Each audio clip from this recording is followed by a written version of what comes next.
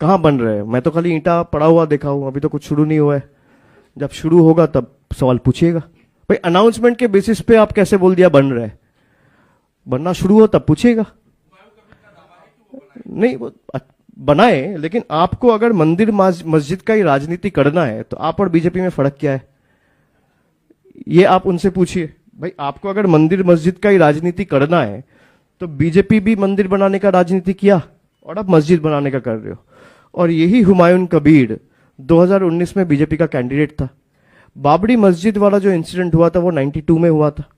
तो 27 साल बाद आपको रियलाइज नहीं हुआ, जब 2019 में जिस पार्टी ने बाबरी मस्जिद तोड़ा था उस पार्टी के कैंडिडेट बनने के लिए आप गए दिल्ली, बीजेपी ज्वाइन किया, तब आपको रियलाइज नहीं हुआ और अब रियलाइज हो रहे हो।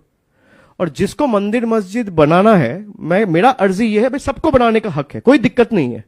आप मंदिर बनाइए, मस्जिद बनाइए, गुरुद्वारा बनाइए, चर्च बनाइए, राजनीति छोड़ दीजिए। अगर आप पॉलिटिक्स कर रहे हैं, जनता की सेवा आपका एक लक्ष्य होना चाहिए। आप अस्पताल बनाइए, आप स्कूल बनाइए, आप यूनिवर्सिटी बनाइए, आप लोगों का हित में जो हो सकता है बनाइए। धर्म अपना घर पे करिए, और जो बनाना चाहे स्वागत है, कोई दिक्कत नहीं है, लेकिन राजनीति ना करे। एक राजनीतिक नेता को मंदिर मस्जिद बनाना और उसके ऊपर राजनीति करना शोभा नहीं देता। শেখ বন্দ্যোপাধ্যায়কে বলছি, আপনি আমার জন্য নিদান দিয়েছেন যে মসজিদ করলে রাজনীতি ছেড়ে দিয়ে আমি যেন মসজিদ নিয়ে পড়ে থাকি। আমি আপনার কথা শিরোধার্য করব, মেনে নেব। আপনি আগে আপনার পিসিকে আপনার দলের চেয়ারম্যান পদ থেকে অবসর করান,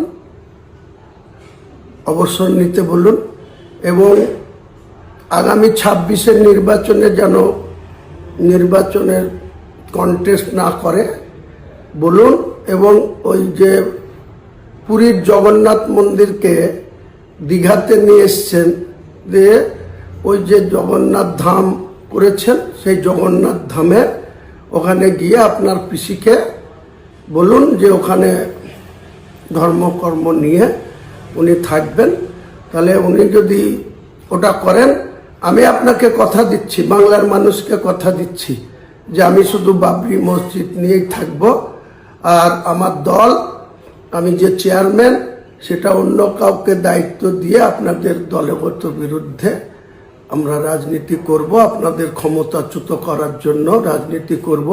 আর আপনার যদি এত সাহস থাকে, জনসংযোগ থাকে, বাংলার নেতা হিসাবে, অল ইন্ডিয়া তৃণমূল কংগ্রেসের সাধারণ সম্পাদক হিসাবে মানুষের প্রতি আপনার আত্মবিশ্বাস থাকে, তাহলে আগামী দিনে আপনি বাংলার মুখ্যমন্ত্রী প্রজেক্ট ক্যান্ডিডেট হন, ভবানীপুরে বা নন্দীগ্রামে, যেখানে খুশি হন।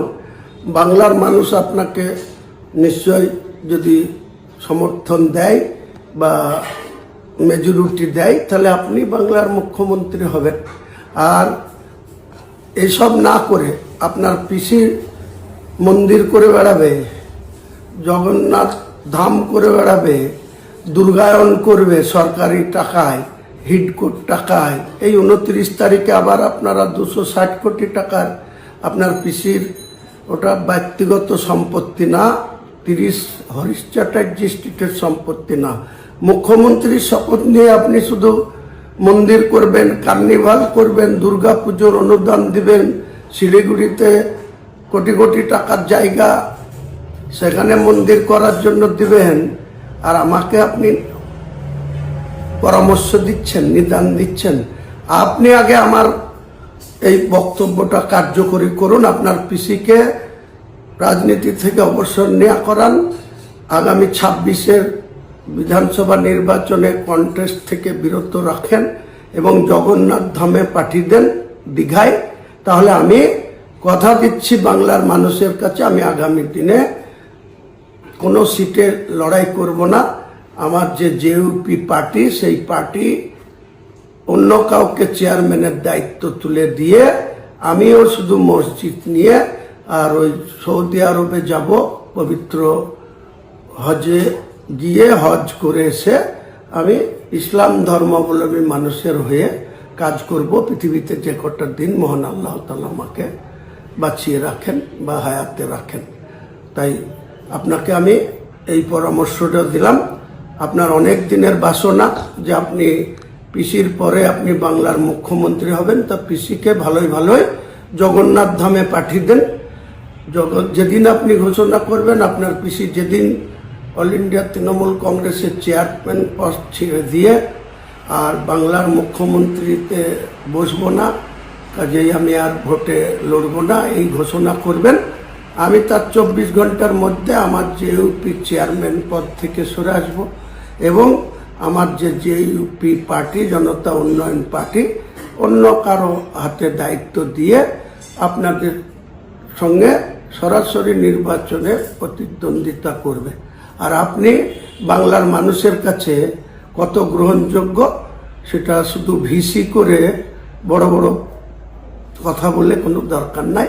আপনার পিসির বেলায় আপনি এক ধরনের, আর আমার বেলায় আপনি নিদান দিচ্ছেন, এটা বাংলার মানুষ আপনাকে নিরপেক্ষ দৃষ্টিভঙ্গি নিয়ে এই কথা আপনি বলছেন না, সম্প্রীতি রাখার কথা বলছেন না। আপনাদের মধ্যে কত সংকীর্ণতা আছে সেটা আমি খুব ভালো করে জানি। আগামী দিনে আপনারা ঠিক জবাব পেয়ে যাবেন। নমস্কার।